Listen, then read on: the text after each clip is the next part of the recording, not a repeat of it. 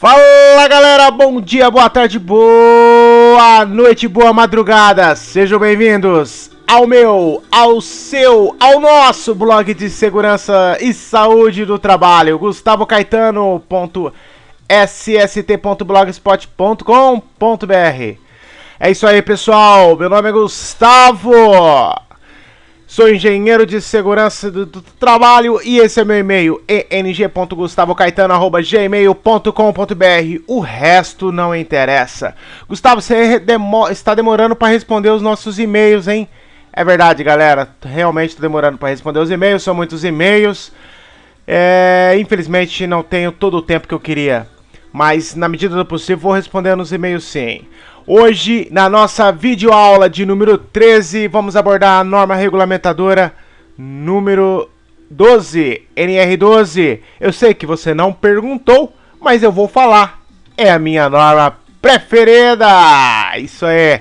Vamos lá. A norma é grande, como a gente tinha conversado aí lá na videoaula da NR10. É uma norma extremamente técnica, a NR10. E a NR12 também não fica longe disso. É uma norma extremamente técnica que para estudar, eu recomendo aí os profissionais de segurança do trabalho e saúde do trabalho, claro, quem desejar.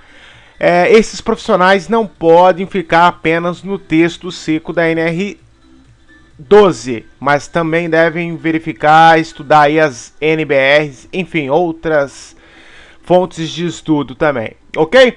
Pessoal, a NR12 ela tem aplicação geral, ok? Vamos começar o nosso estudo assim, ó. Ela se aplica em tudo. Tem algumas exceções? Tem algumas exceções, então vamos direto nas exceções sem perder tempo. Logo no comecinho da norma, a norma fala o seguinte: isso foi uma alteração recente, tá, pessoal? Mais ou menos recente aí, ó. Uma alteração recente que teve foi o seguinte: as máquinas e equipamentos comprovadamente destinados à exportação, elas estão isentas da aplicação. Isso virou um pé de guerra no mercado, principalmente no mercado brasileiro. Por quê? Para os empregadores, sim, é claro, é mais fácil, é mais barato vender uma norma sem as diretrizes de segurança do trabalho. Gustavo, mas pode? Para o mercado nacional não pode, mas o Brasil ele não pode, enquanto não tem uma norma internacional, o Brasil não pode falar como que deve ser as coisas no mundo, né? Então, quando é para efeitos de exportação, infelizmente, se a legislação local lá no país não prevê segurança do trabalho, infelizmente, os empregadores vão vender as máquinas sem a segurança do trabalho. Por quê? Porque é dinheiro, isso é o que interessa, infelizmente. Infelizmente. Vamos lá. Esta norma também não se aplica, pessoal, também está isenta as máquinas impulsionadas por força humana, uma carriola, por exemplo, ou animal, carroça, por exemplo. Eu sei que meus exemplos estão sendo ridículos, mas isso é para facilitar, é a metodologia, é a pedagogia, beleza?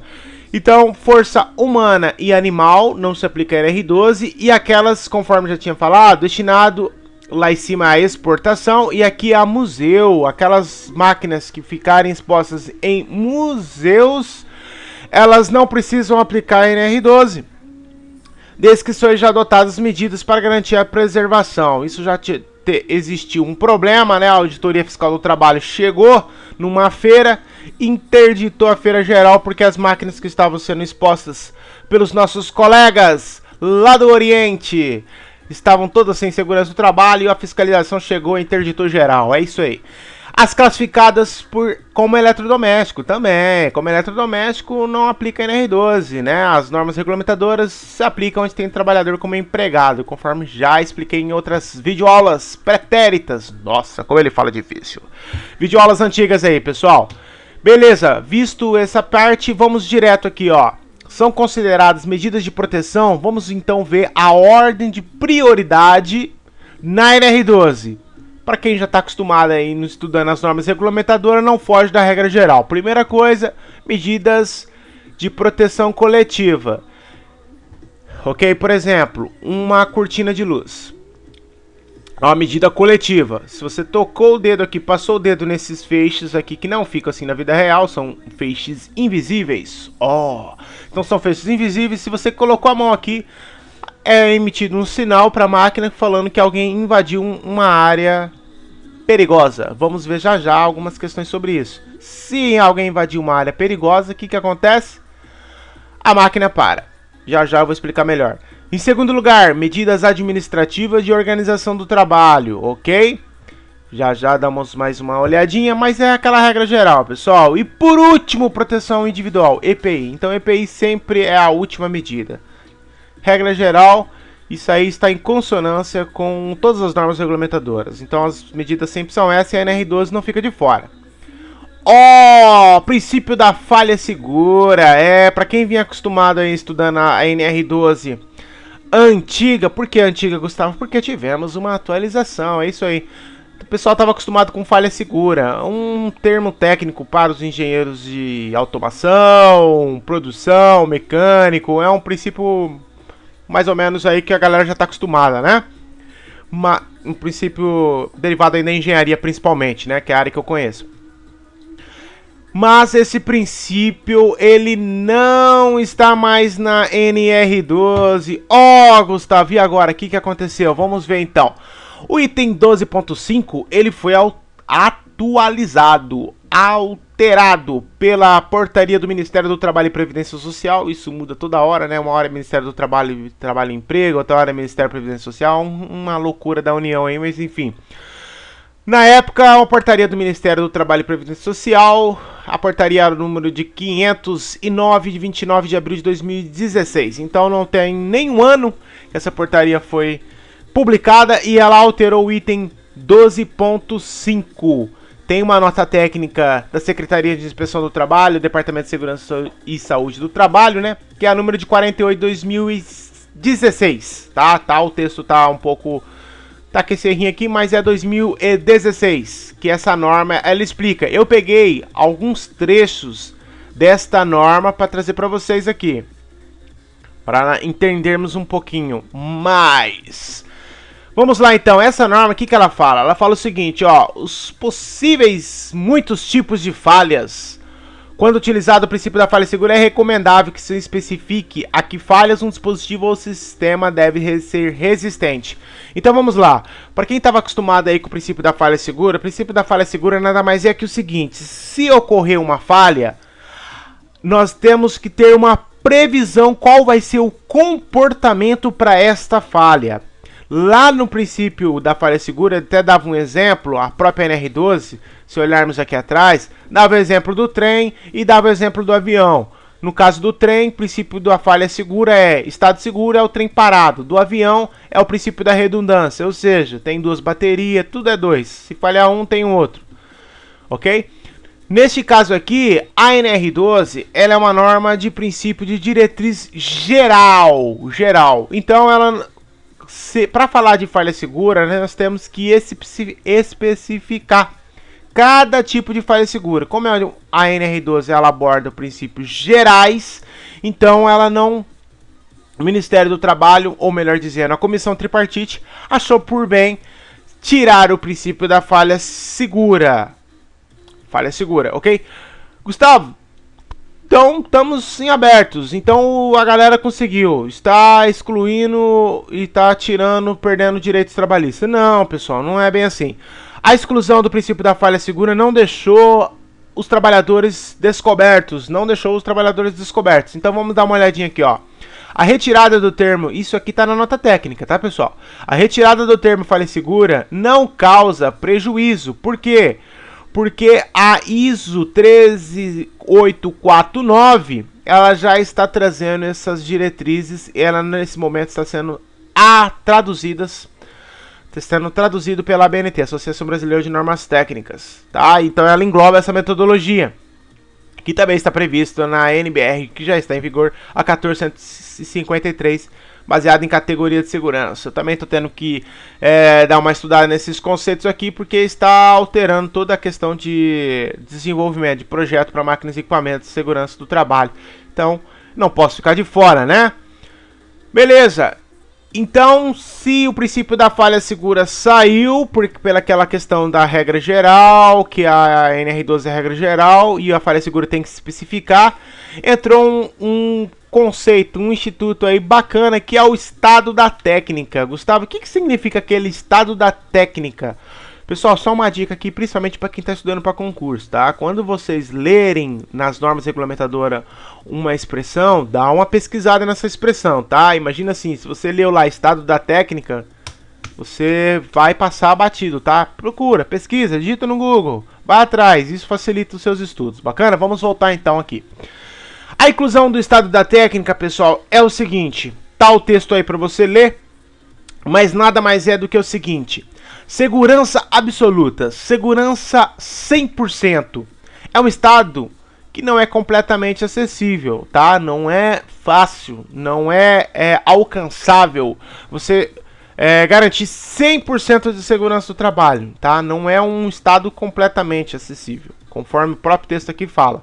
Então, o que o estado da técnica, um termo técnico, ele fala o seguinte: estado da técnica nada mais é do que você aplicar todas as técnicas de segurança e saúde do trabalho, no caso máquina e equipamento, todas as técnicas de segurança do trabalho possíveis que tenham a tecnologia que exista já, que os cientistas, que os engenheiros, enfim, que etc, os profissionais de forma gerais, que eles já inventaram até aquele presente momento.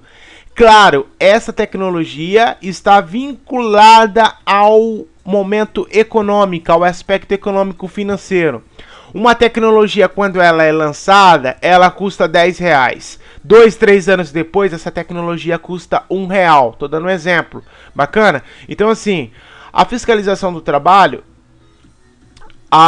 enfim, a aplicação de segurança do trabalho, não vai chegar e falar assim, ó, inventaram uma técnica ontem, que essa técnica, uma proteção fixa, por exemplo, de um material que os engenheiros de materiais aí inventaram, de fibra não sei do que, blá blá blá blá. Inventaram, só que isso aí custa R$100 mil. Isso não está acessível, ok? Mas 2, 3 anos depois ela se torna acessível. Então esse estado da técnica, resumindo, nada mais é do que você trabalhar com a melhor técnica possível, com as melhores ferramentas, com as melhores tecnologias existentes e olhando sempre o aspecto econômico também. Claro que não vai utilizar o aspecto econômico para tentar fugir, tá? Bom, pessoal, isso aí é algo, eu sei que fica um pouco subjetivo, mas a galera vai pegar em cima. A galera que eu falo, a galera do Ministério do Trabalho. Próximo. Vamos lá, a norma fala também de questões de arranjo físico e instalações. O que está falando aqui? Nada mais é do que você deve manter um ambiente de trabalho o mais desobstruído, o mais seguro possível. Ela estabelece também a distância para esses corredores, de circulação, uma distância mínima de 1,20 m de largura, tá? Aqui tem um pouco mais de 1,20 m, aqui também tem um pouco mais de 1,20 m. E elas têm que ser o quê? Permanentemente desobstruídas. Olha aqui, ó, que belezura, ó. Totalmente desobstruído, muito bonito. Consegui pegar 2 imagens, resgatar aí 2 imagens bacanas, de ambientes exemplos, mas infelizmente na prática nem sempre é assim, tá? Mas é isso que a norma pede, é assim que deve ser. A máquina também, a NR12, a NR12 também fala o seguinte, em seu item 12.13, as máquinas e área de circulação, resumindo, máquinas e equipamentos não podem fazer transporte, seja do que for, sobre os trabalhadores. Olha aqui esse exemplo, temos uma ponte rolante, a máquina fazendo movimentação, a galera está em volta, tal, mas não pode fazer sobre trabalhadores. Porque se acontecer alguma coisa de cair algum objeto, não vai cair sobre esses trabalhadores. Ah, Gustavo, mas eles estão de capacete. Sim, deixa essa pecinha cair em cima do seu capacete, que você vai ver que adianta usar capacete. Ah, que piada sem graça. Vamos lá. Nossa, vocês estão ouvindo a musiquinha aqui no fundo, ó. Ó, ó. É isso aí, galera. Um ambiente da hora. Sistema de segurança do trabalho, minha parte preferida da NR12. Nossa, Gustavo, tudo é preferido da NR12. Sim, ela é linda. No item 12.38, as zonas de perigo das máquinas e equipamentos devem possuir sistemas de segurança. Nossa, Gustavo, o que é esse tal de sistema de segurança? Caracterizados por proteções fixas, móveis e dispositivos de segurança interligados que garantem a proteção, blá blá blá blá blá.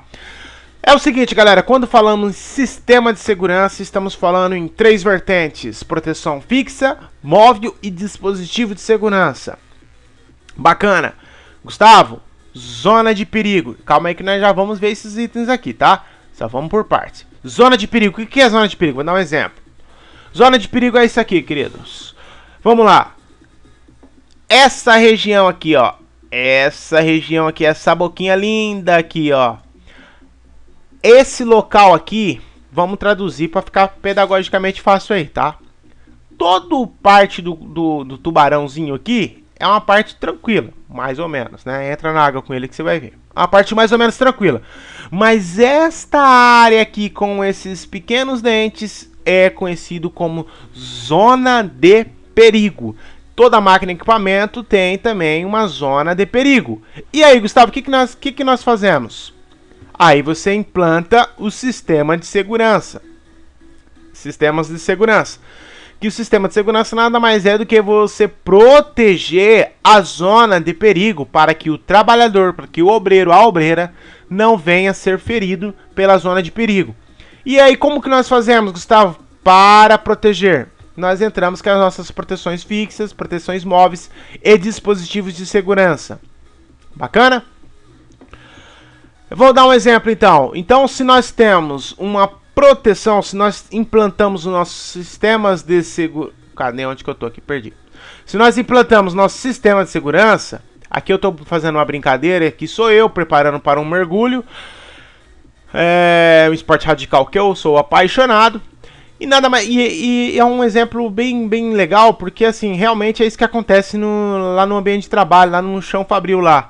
O que acontece? A máquina e equipamento, por si só, dependendo da máquina e equipamento, claro, é um objeto que tem um certo nível de perigo, ok? E consequentemente tem os seus riscos.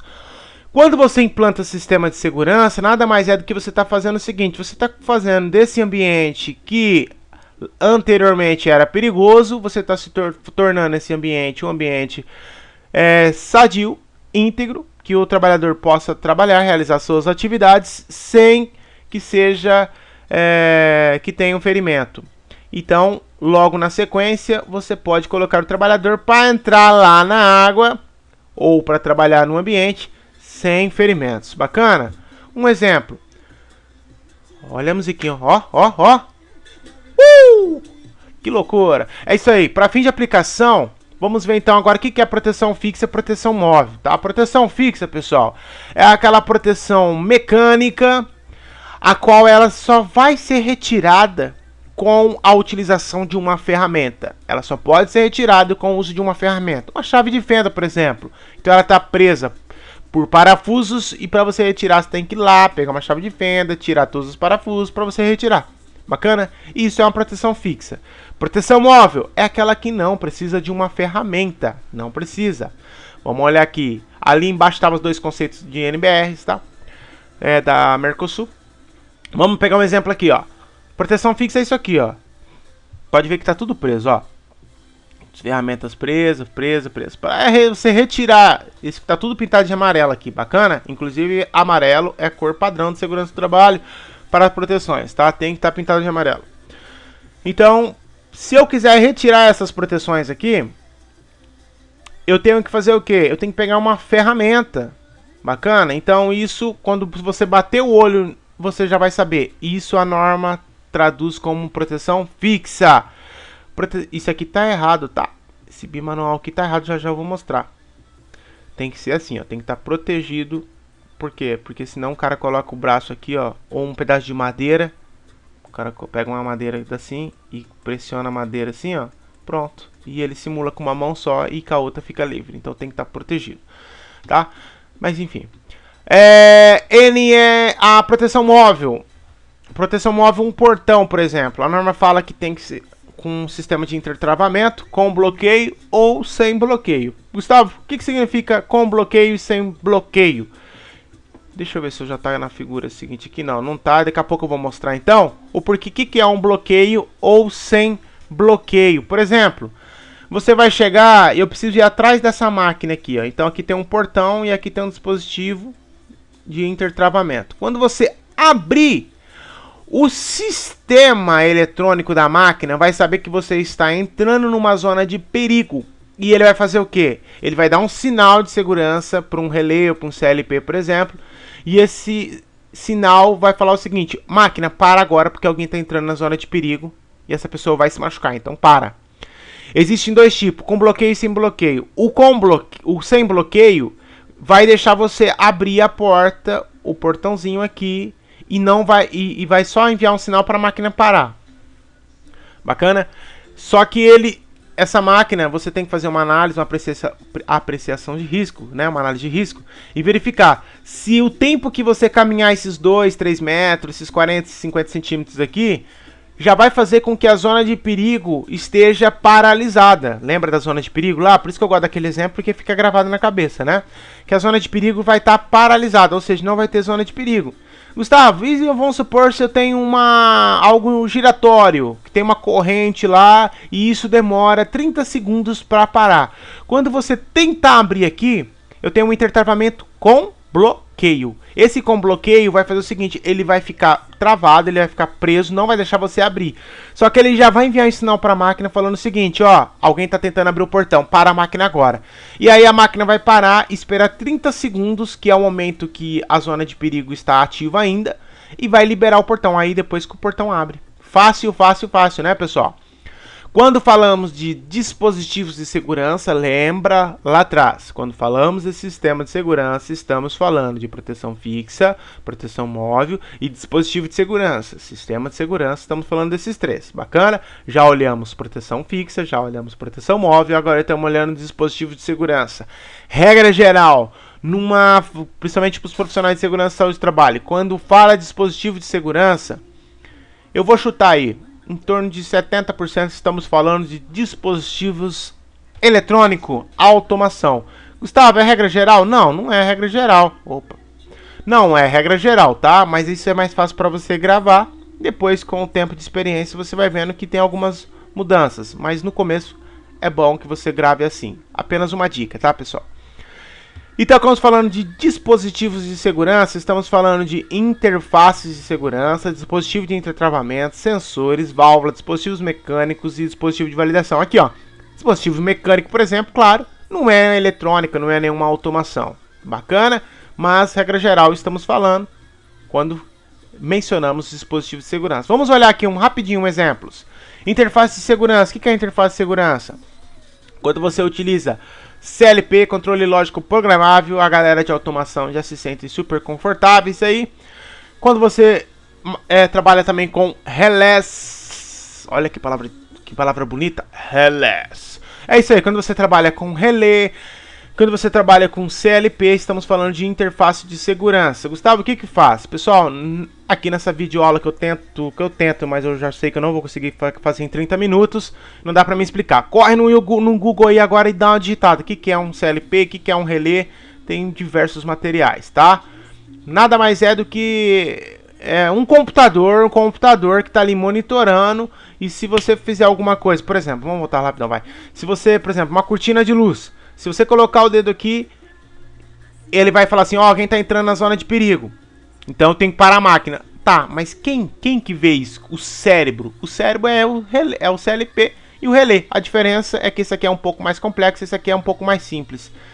Tá? Dá uma pesquisada lá que você vai encontrar. Dispositivo de intertravamento. Lembra que eu estava falando lá, principalmente nas proteções móveis?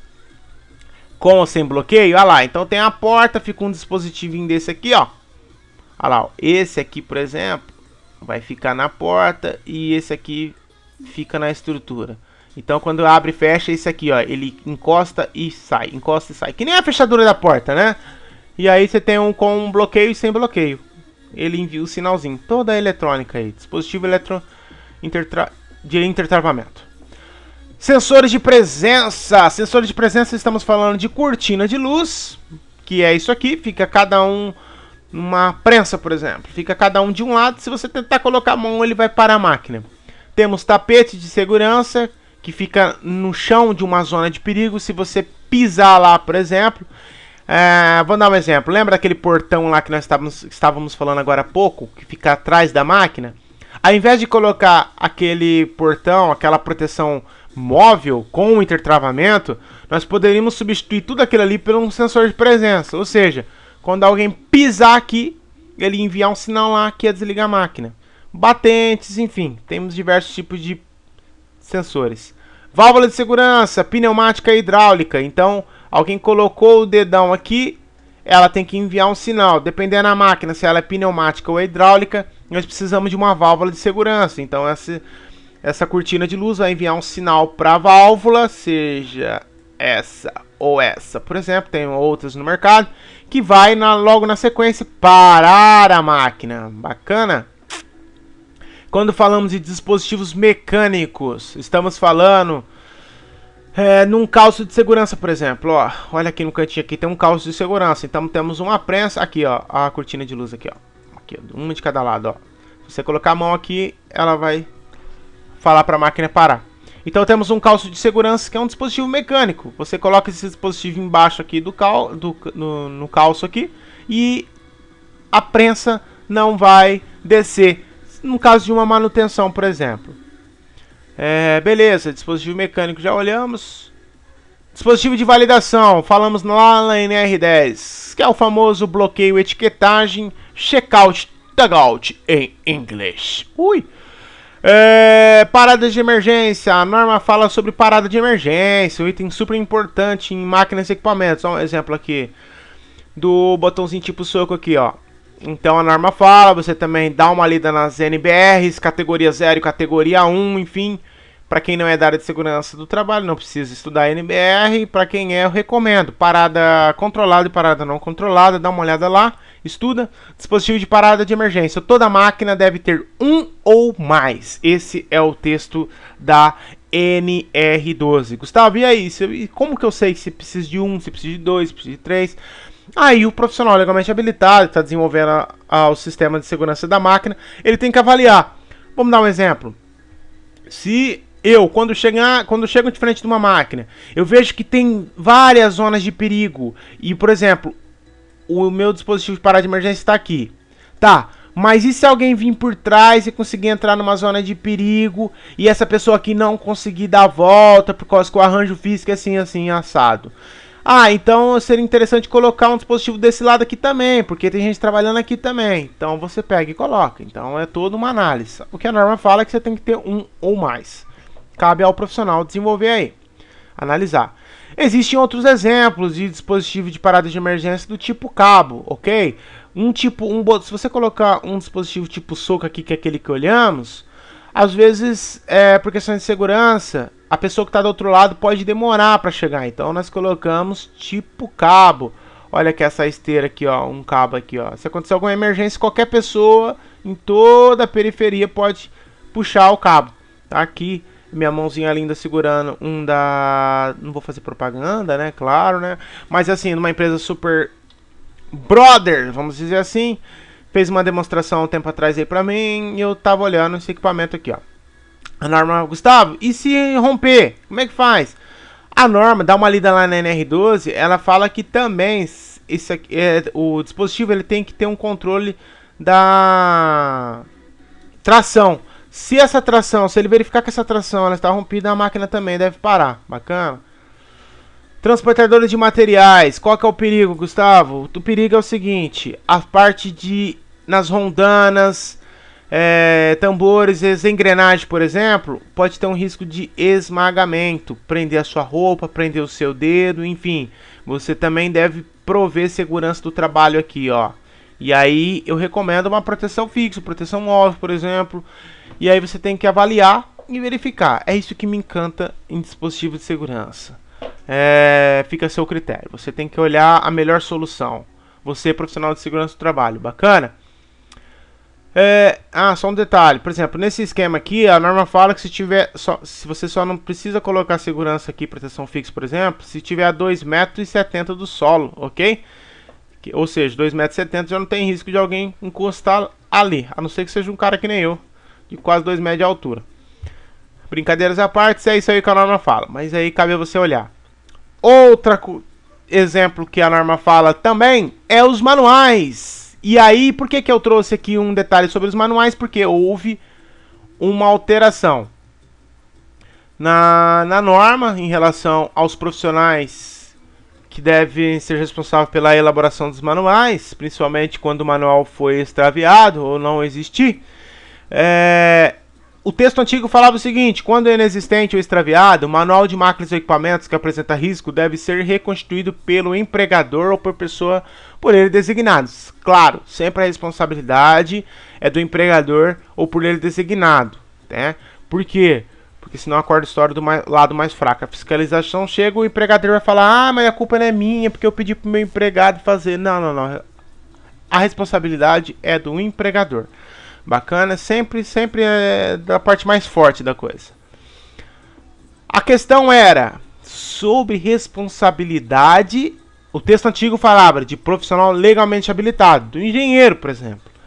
A nova alteração da norma trouxe esse seguinte texto.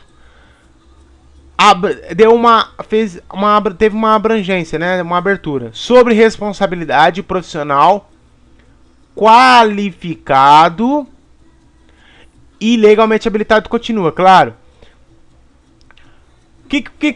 Dá um exemplo, Gustavo. Então, por exemplo, você, técnico de segurança do trabalho, por exemplo, agora, a partir de agora, quando eu falo agora, de 9 de dezembro de 2015, quando chegar na sua empresa, ou chegar para fazer uma consultoria, por exemplo, ou enfim,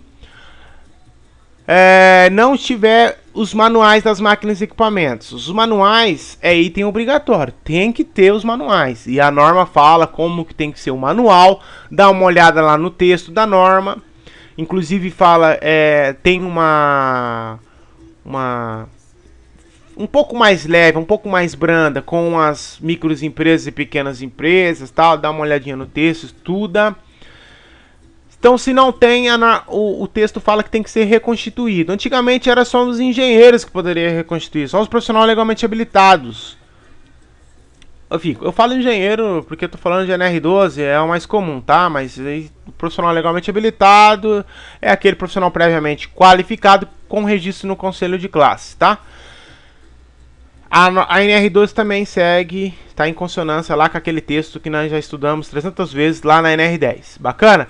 Então agora o técnico de segurança do trabalho ou qualquer profissional qualificado na área de segurança do trabalho, por exemplo, ele pode chegar e pode ser também o responsável.